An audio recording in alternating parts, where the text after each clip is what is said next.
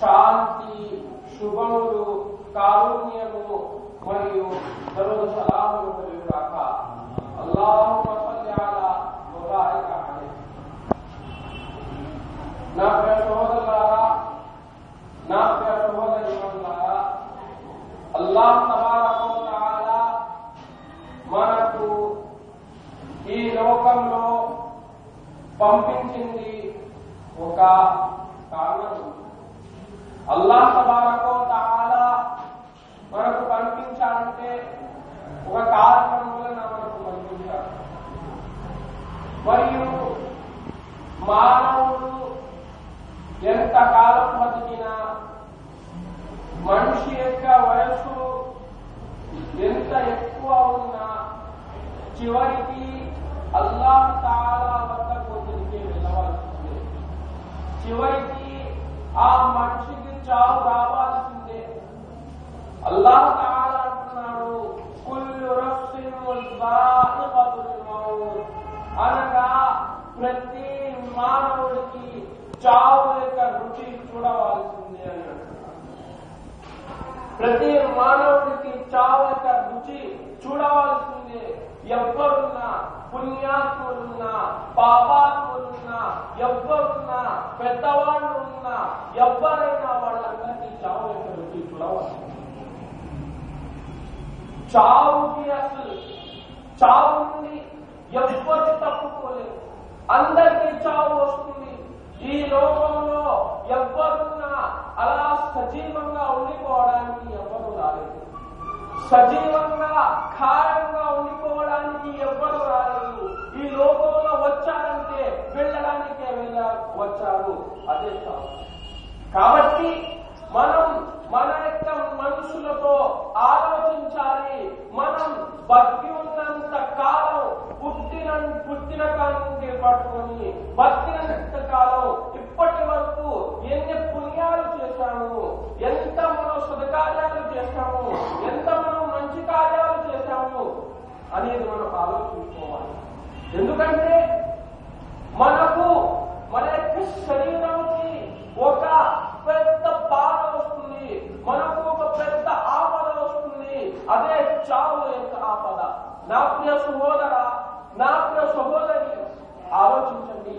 ఈ లోకంలో మనకు వెంట వేస్తే వెంట నుండి మనం తప్పించుకోవచ్చు.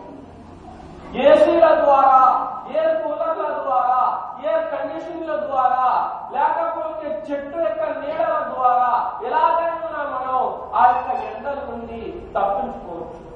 చలి వేస్తే మన యొక్క చలి నుండి కూడా తప్పించుకోగలము. మనకు ఏ బాధ వచ్చినా ఆ బాధ నుండి మనకు తప్పించుకోగలము. మరియు మనకు పరిష్కారం ఉంది. కానీ ఒకే ఒక బాధ, దాని నుండి ఎవ్వరూ తప్పించుకోలేరు.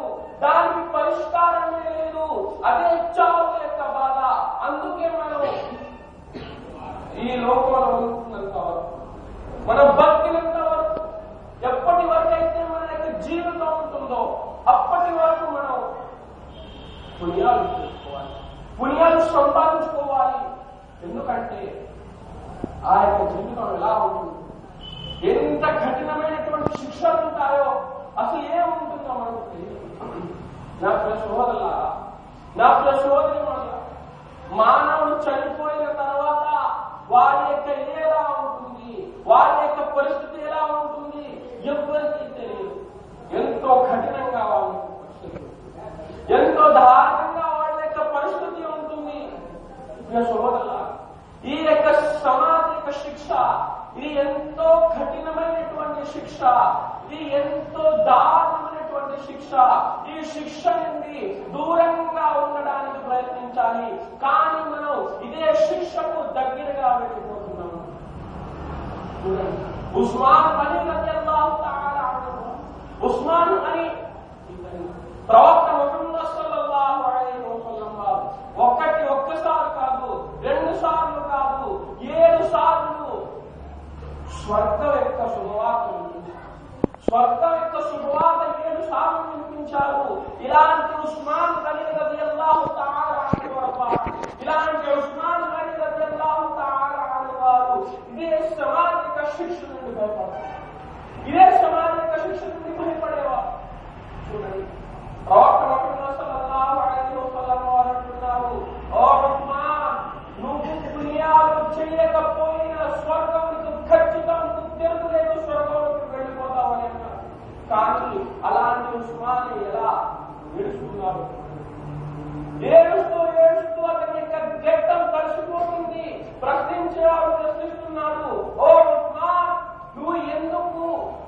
స్వర్గం మరియు నరకం గురించి తెలిస్తే అంత ఏడవు. కానీ ఎందుకు సమాజిక శిక్షల గురించి వివరిస్తే ఎందుకు అంత ఏడుస్తావు? ఎందుకు నీ గెట్టం కలిసిపోయినట్టు ఏడుస్తావు? దానికి కారణం ఏమిటి అని ప్రశ్నిస్తున్నారు. దానికి సమాధానం ఉస్మాన్ రలియల్లాహు తఆలా అంహు అంటున్నారు, ఇదే మొట్టమొదటి స్థానం, మరణాంతర జీవితంలో ఇదే మొట్టమొదటి స్థానం. ఇక్కడ ఎవరైతే ఇదే ఎగ్జామినేషన్ హాల్, ఎవరైతే ఇక్కడ పాస్ అయిపోతారో మిగతా అన్నింటిలో పాస్ అయిపోతారు. చూడండి, ఇలాంటి సహచరమే అంత ఇతనికి స్వర్గం యొక్క సువార్త దొరికింది. 7 సార్లు సువార్త దొరికినా ఇతను ఇలా ఏడుస్తున్నారు. ఏడుస్తూ ఏడుస్తూ గడ్డం తడిసిపోతుంది. కానీ మనకు స్వర్గం యొక్క శుభవార్త దొరకలేదు. మనం పాపాల మీద పాపాలు చేస్తూ ఉంటాము. మన యొక్క జీవితం పాపాలు గడుస్తూ ఉంటుంది. రోజుకి లెగిసిన కానుండి పడుకున్నంత వరకు మనం పాపాల మీద పాపాలు చేస్తూ ఉంటాము. అల్లాహ్తో క్షమాపణ వేడుకోము. మన యొక్క పరిస్థితి ఎలా ఉంటుందో ఒక్కసారి ఆలోచించండి. ఆ రోజు మనకు ఎంత దారుణంగా ఉంటుందో, ఆ రోజు మనకు ఎంత కఠినమైనటువంటి శిక్షలు ఉంటాయో మీరే ఒక్కసారి మీ యొక్క పూర్తి మనసుతో ఆలోచించండి. మీరే గమనించండి వారి పరిస్థితి ఎలా ఉంటుందో.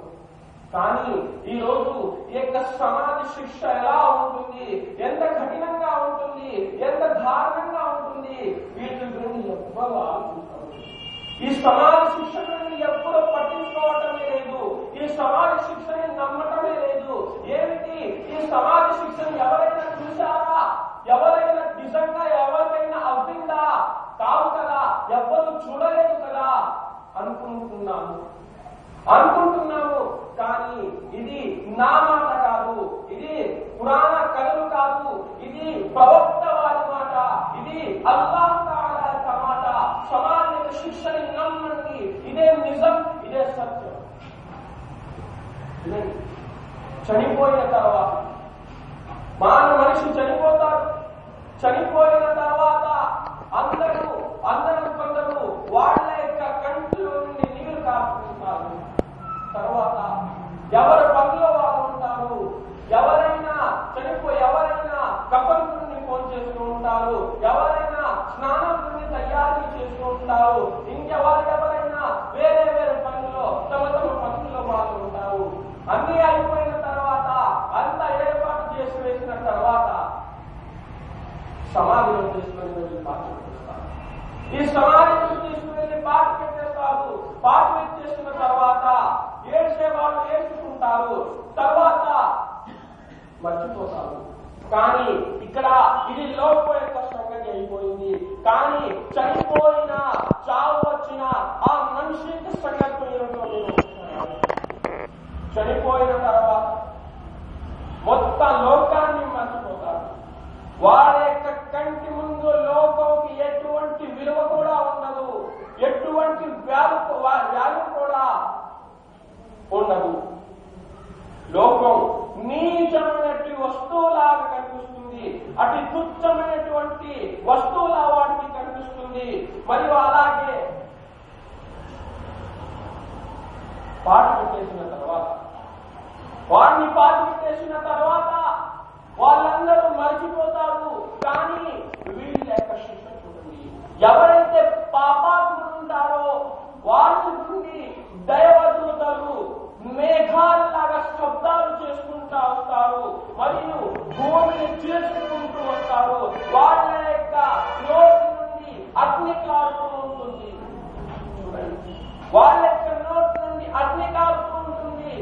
సహోదరి ద్వారా మనమే ఆలోచించాలి. మన యొక్క పరిస్థితి ఏమవుతుంది, మన యొక్క గతి ఏమవుతుంది, ఆ రోజు మనం ఎలా ఉంటాము, ఎలా శిక్షల్ని భరిస్తాము, మనం ఒక్కసారి ఆలోచించాలి. ఎవరైనా మనకు ఏ దోమైనా మనకు ఒకవేళ కాటు వేస్తే మనం సహించగలమా? ఒక్క దోమ కాటితే మనం జోముల చక్రాన్ని వెలిగిస్తూ ఉంటాము.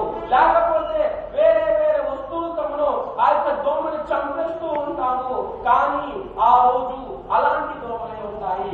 సహోదరులారా, తేలు వస్తే ఆ యొక్క తేలిని చంపడానికి మనం ప్రయత్నిస్తూ ఉంటాము. కానీ అదే తేలు కాటేస్తూ ఉంటుంది.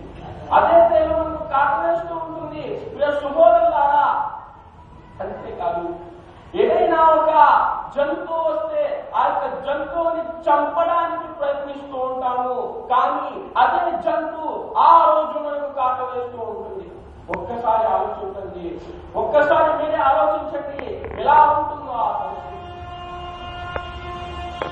మానవుడు చనిపోయిన తర్వాత దైవదూతలు వస్తారు. దైవదూతలు వచ్చిన తర్వాత ఆ యొక్క దైవదూతలు ఈ చనిపోయిన వ్యక్తిని లేపుతారు. లేపి ప్రశ్నించడం జరుగుతుంది. నీ యొక్క ప్రభువు ఎవరు, నీ యొక్క ప్రభువు ఎవరు అని ప్రశ్నించడం జరుగుతుంది. మన రబ్బుక, నీ యొక్క ప్రభు లోకంలో ఉండి ఎవరిని ఆరాధించేవాడివి, ఎవరిని పూజించేవాడివి, ఎవరిని స్వామిగా భావించేవాడివి, ఎవరిని యజమానిగా భావించేవాడివి, ఎవరిని సకల లోకాలకు ప్రభువుగా భావించేవాడిని, ఎవరిని పూజించేవాడివి, ఎవరి యొక్క ఆరాధన చేసేవాడివి అని ప్రశ్నించడం జరుగుతుంది. నాకు తెలుసు సోదరులారా, ఇదే సమాధానం ఎవరికైనా అంటే ఎంతో సులువుగా మనం అనుస్తూ ఉంటాము. నా యొక్క ప్రభు వల్ల ఈ విషయం, నా యొక్క దేవుడు వల్ల అనే ఈ విషయం అందరికీ తెలుసు. కానీ ఇదే విషయాన్ని పట్టుకొని, ఇదే విషయాన్ని మనం బట్టి ప్రతి ఆ విషయం మనకు గుర్తు రాదు. ఎవరైతే అల్లాహ్ని ఆరాధిస్తారో, ఎవరైతే అల్లాహ్ని పూజిస్తారో, ఎవరైతే అల్లాహ్ని స్వామిగా, యజమానిగా, ఎవరైతే అల్లాహ్ని పూజకి అర్హులుగా భావిస్తారో, ఎవరైతే మనం పూజిస్తారో అలాంటి వాళ్ళ యొక్క నోటి నుండి సమాధానం వస్తుంది. నా యొక్క దేవుడు అల్లాహ్ అనే సమాధానం. అంతేకాని ఇదే లోకంలో ఎవరిని పూజించుకోకుండా, లేకపోతే అల్లాహ్ తఆలాతో సాటి కలిపి నా యొక్క దేవుడు అల్లాహ్ అనమను బట్టి పడితే ఆ రోజు ఆ యొక్క సమాధానం రాదు. ఆ రోజు ఆ యొక్క సమాధానం రాదు. ప్రశ్నించడం జరుగుతుంది. నీ యొక్క ప్రభు, నీ యొక్క దేవుడు ఎవరు? నా యొక్క దేవుడు అల్లాహ్. మన దీనుగా నీ యొక్క మతం ఏమిటి, మీ యొక్క ధర్మం ఏమిటి అని ప్రశ్నించడం జరుగుతుంది. అయితే ఎవరైతే స్వచ్ఛమైనటువంటి ధర్మం మీద నడుస్తారో, ఏ ధర్మం అయితే స్వచ్ఛమైనటువంటి ధర్మం ఉందో అదే దీని ఇస్లాం. ఇదే దీని ఇస్లాం ఎవరైతే నడుస్తారో, ఎవరైతే ఇదే దీని ఇస్లాం నమ్ముతారో వాళ్ళే దీని ఇస్లాం అని చెప్పగలరు. లేకపోతే వాళ్ళకి తెలియదు, వాళ్ళు చెప్పలేరు. ఎవరైతే ఇలా చెప్పలేరో వాళ్ళకే శిక్ష మొదలవుతుంది, వాళ్ళకే ఇక్కడ నుండి శిక్ష సులువు అవుతుంది. మరియు నీ యొక్క ప్రవక్త ఎవరు, నీ యొక్క ఆచరణ ఎవరిది, నువ్వు ఎవరి విధానం ప్రకారంగా నడిచేవాడు. ఈ రోజు చాలా మంది చాలా విధానాన్ని సృష్టిస్తున్నారు. ఈ రోజు మతాన్ని మార్చేస్తున్నారు. ఈ రోజు కొత్త మతాన్ని సృష్టిస్తున్నారు. కానీ ఎవరైతే ఇలా చేస్తున్నారో వాళ్ళు ఆ యొక్క సమాధానాన్ని చెప్పలేరు, ఆ యొక్క జవాబుని వాళ్ళు పలకలేరు. ప్రశ్నిస్తే అయ్యో లా అదరి అని అంటారు, అయ్యో నాకు తెలియదు అని అంటారు. ఇక్కడి నుండే వాళ్ళకు శిక్ష మొదలైపోతుంది. వినండి, ఇక్కడి నుండే వాళ్ళకు శిక్ష మొదలవుతుంది. నాకు తెలియదు, లా అదరి అని అంటారు. తర్వాత ఎవరైతే అవిశ్వాసులు ఉంటారో, లోకంలో ఉన్నారు, అల్లాహ్ని ఆరాధించలేదు, లోకంలో ఉన్నారు, నమాజ్ని చదవలేదు, లోకంలో ఉన్నారు, ఎన్నో పాపాలు చేసేవారు, అలాంటి వారికి సమాధి అంటుంది నువ్వు రావడం చాలా చట్టకరమైనటువంటి విషయం. నువ్వు ఈ సమాధిలో వచ్చి తప్పు చేశావు. ఈ సమాధి చీకటి యొక్క ఇంటిల్లు. ఇదే సమాధిలో జంతువులన్నీ ఉంటాయి. ఇదే సమాధి చీకటిగా ఉంటుంది. ఇక్కడ నుండి నీకు శిక్ష శురు అయిపోయింది. సమాధి అంటుంది చాలా చెడుకరమైనటువంటి విషయము. ఇది చాలా చెడుకరమైనటువంటి విషయము నువ్వు రావడం. ఎందుకంటే నేనే చీకటి యొక్క ఇంటిని, నాలోనే శిక్షలుంటాయి. ఇదే సమాధి అంటుంది. అందుకే ఈ యొక్క శిక్షల నుండి మనం దూరంగా ఉండాలి. ఈ శిక్షల నుండి దూరంగా ఉండాలంటే మనం బతికినంత వరకు అల్లాహ్కు దగ్గరగా అవ్వాలి. అప్పుడు మన యొక్క శిక్షణని దూరంగా ఉండాలి. మరియు ఒక హదీస్ లో ఉంటుంది, ఈ సమాధి స్వర్గం యొక్క తోటల నుండి ఏదో ఒక తోట అవుతుంది, లేదా ఇదే సమాధి నరకం యొక్క గోతుల నుండి ఏదో ఒక గోతు అవుతుంది అని అనుకుంటున్నాం. కానీ నరకం యొక్క గోతే వారికి అయిపోతే ఎంతో కఠినంగా ఉంటుంది మరియు ఎంతో దారుణంగా ఉంటుంది. అందుకే మనం ఇలాంటి శిక్షలను అల్లాహ్ తబారక వ తఆలాతో దుఆ చేసుకోవాలి. ఓ అల్లాహ్ తఆలా, మమ్మల్ని అందరినీ ఈ సమాజ శిక్ష నుండి దూరంగా ఉండే రక్షించుకునే సౌభాగ్యాన్ని కలిగించుగాక అని మనం అల్లాహ్ తఆలాతో దుఆ చేసుకోవాలి. కానీ ఈ సమాజ శిక్ష ఉంది అని తెలుసు, అయినా మనం తెలియకుండా ప్రవర్తిస్తూ ఉంటాము. మనం ఎన్ని పాపాలు చేస్తాం. మనకు నమాజ్ జుమాకి ఒక్కసారే గుర్తుకొస్తుంది, మనకు పండక్కి ఒక్కసారే గుర్తుకొస్తుంది, రంజాన్ యొక్క నెలలోనే మనకు గుర్తుకొస్తుంది.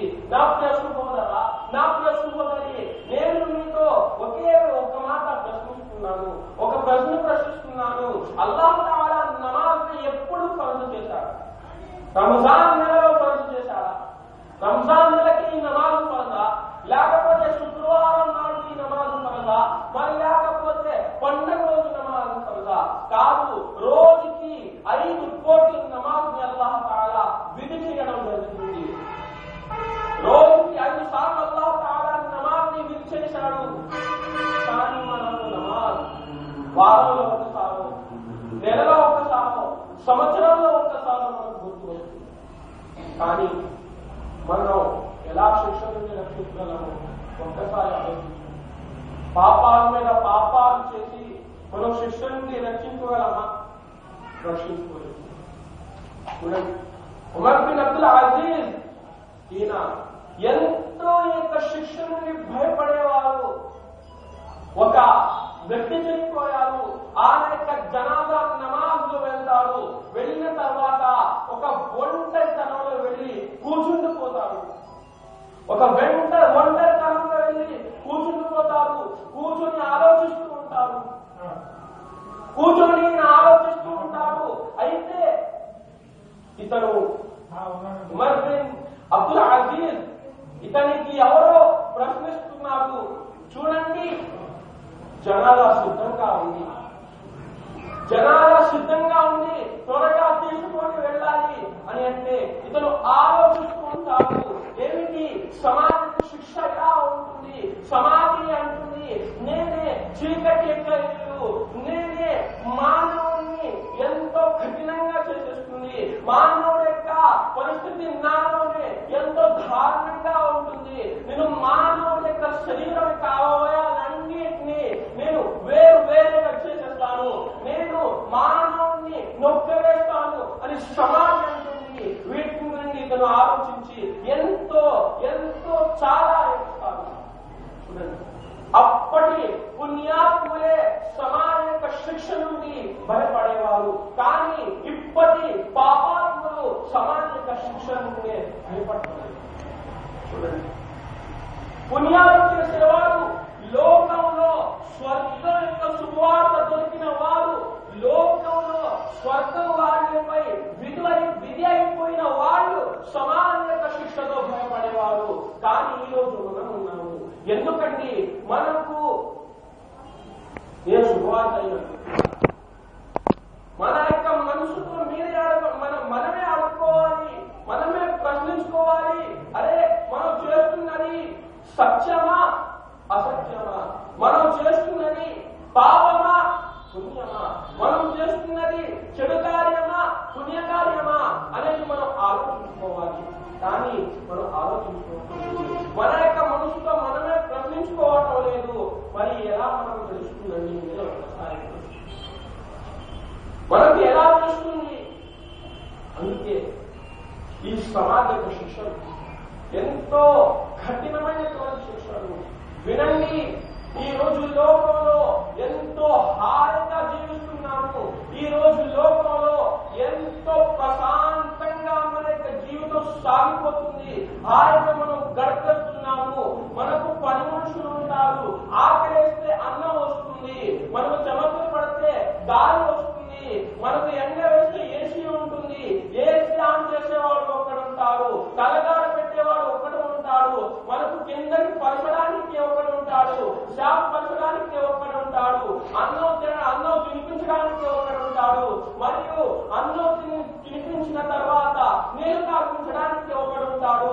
మొత్తం మనకు మనుషులు ఉంటారు, వాళ్ళందరూ నా యొక్క సేవ చేస్తారు. కానీ చనిపోయిన తర్వాత ఒక్కడే అయిపోతాడు, ఒంటరిగా అయిపోతాడు. అయిపోయిన తర్వాత ఎవ్వరు ఉండడు, తలగా పెట్టేవాడు ఎవ్వడు ఉండడు.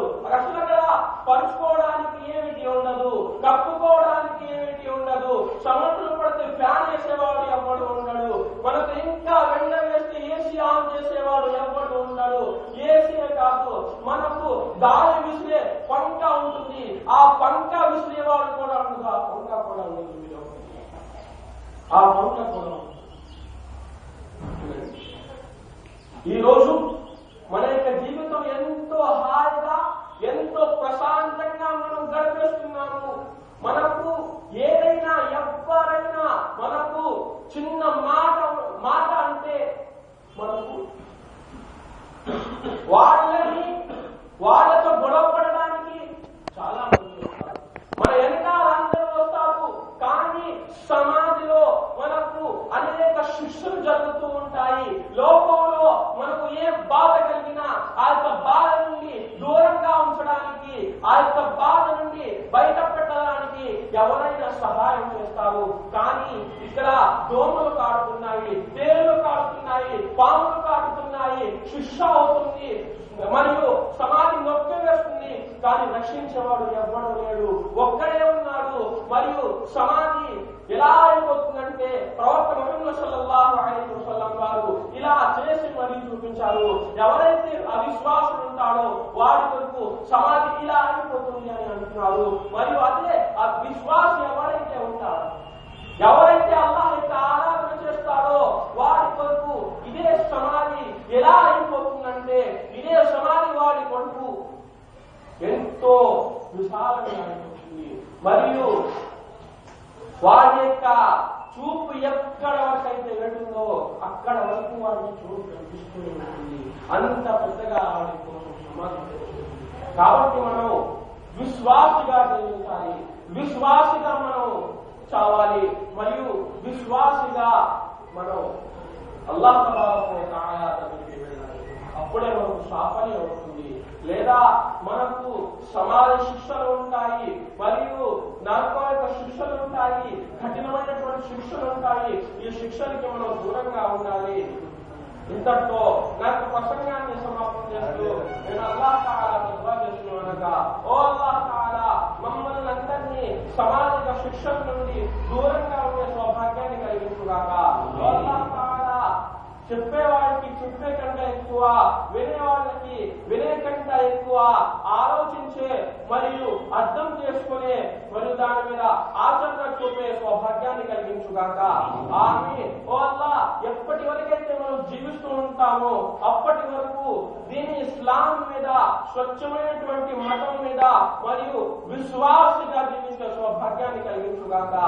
ఆమీన్. వాఖిరు దఅవానా అల్హమ్దులిల్లాహి రబ్బిల్ ఆలమీన్. అస్సలాము అలైకుం వరహ్మతుల్లాహి వబరకాతుహు. అల్హమ్దులిల్లాహ్. అయితే నిజానికి మనిషి చనిపోయిన తర్వాత ఏమవుతుంది అనేది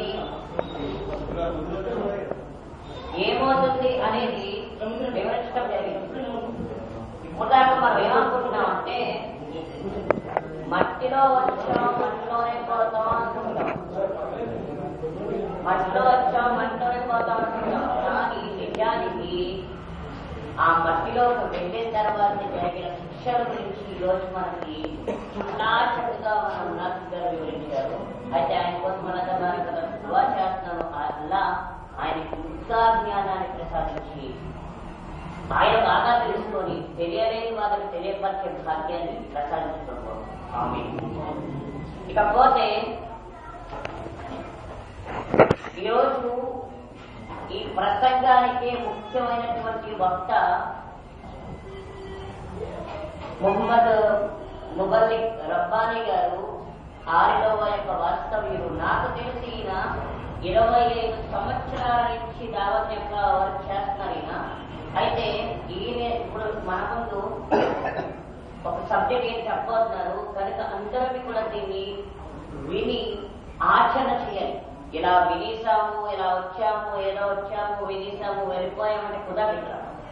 వచ్చింది విన్నాము, విన్న తర్వాత ఎందుకు విన్నాము, ఆచరణ చేయడానికి విన్నాము. అండ్ తర్వాత బయట ఎవరైతే ఉన్నారో వాళ్ళందరూ లోనికి వచ్చాను, లోన్ ఎవరైతే ఉన్నారో వాళ్ళందరి దగ్గరికి వచ్చాను. రబ్బానీ గారు ఆయన ప్రసంగము సంతానము యొక్క శిక్షణ.